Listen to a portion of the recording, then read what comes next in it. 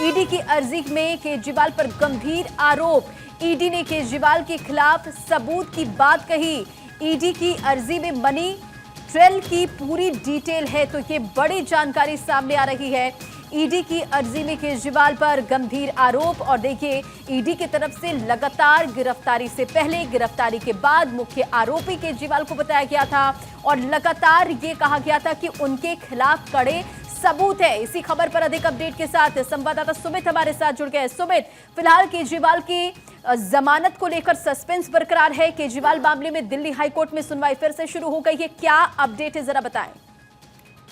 देखिए, ईडी की ओर से इस वक्त दलील दी जा रही है और ईडी ने विरोध किया है। और ईडी का कहना है कि जो भी पक्ष हमने राउजबनी कोर्ट में रखा था, जो वैकेशन जो जज हैं न्याय बिंदु, उन्होंने ईडी की पक्ष पर गौर नहीं किया और ईडी के तमाम दलीलों को दरकिनार करते हुए केजरीवाल को जमानत दी गई है, जो कि पूरी तरह से गलत है। यहाँ सीधे तौर पर ईडी का कहना है कि इस पूरे मामले में जिस तरह से केजरीवाल के खिलाफ आरोप हैं और उसको लेकर ईडी के पास पर्याप्त सबूत हैं और सबूत को एक तरह से राउजबनी कोर्ट ने कल कंसीडर नहीं किया और हमारे बार बार विरोध के बावजूद केजरीवाल को जमानत दे दी गई है, क्योंकि हम एक जांच एजेंसी हैं और इस मामले में अगर केजरीवाल जेल से बाहर आते हैं तो सबूतों और गवाहों को प्रभावित करेंगे और यह पूरा जो शराब नीति घोटाला है वह सीएम केजरीवाल के जेल के बाहर आने से सबूत और एविडेंस जो है वो पूरी तरह से प्रभावित होगा। तो निश्चित तौर पर ईडी का सीधे तौर पर कहना है कि इस पूरे मामले में जो है वो जो राउजबनी कोर्ट का कल का जो फैसला है उस पर हाई कोर्ट तत्काल रोक लगाए। और फिलहाल दिल्ली हाई कोर्ट की जो वैकेशन बेंच है वो ईडी की दलील को इस वक्त सुन रहा है।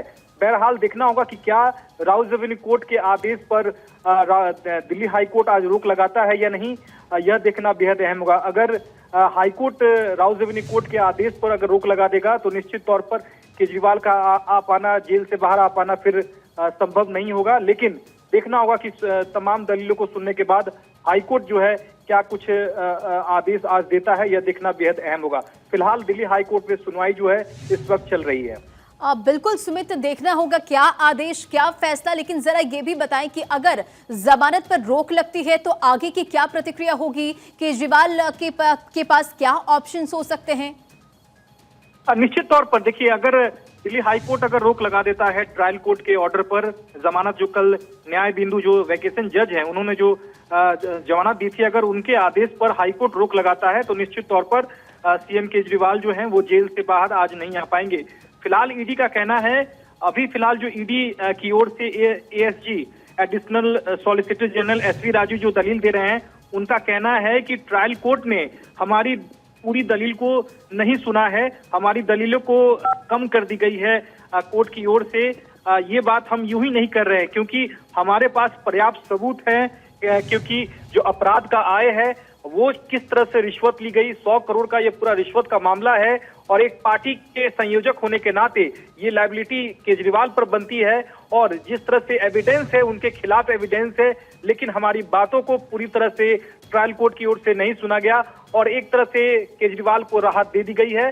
फिलहाल ईडी बार बार कह रही है कि ट्रायल कोर्ट के आदेश पर रोक लगनी चाहिए और केजरीवाल जेल से बाहर आएंगे तो पूरी ट्रायल जो है वो प्रभावित होगी। तो निश्चित तौर पर यहाँ कड़ा विरोध यहाँ ईडी की ओर से बार बार किया जा रहा है।